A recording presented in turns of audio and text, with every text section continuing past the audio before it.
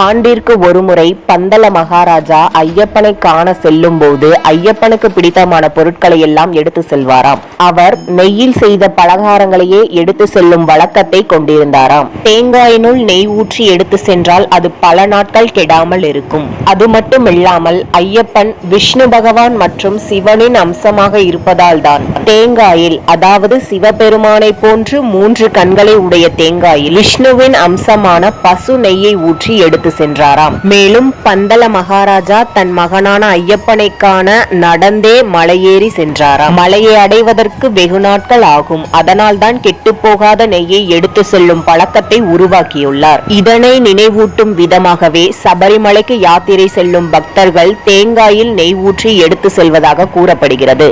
நெய் தேங்காயை எடுத்து சென்று அந்த நெய்யை ஐயப்பனிற்கு அபிஷேகம் செய்துவிட்டு அதனை மீண்டும் வீட்டிற்கே பிரசாதமாக கொண்டு வருவார்கள்.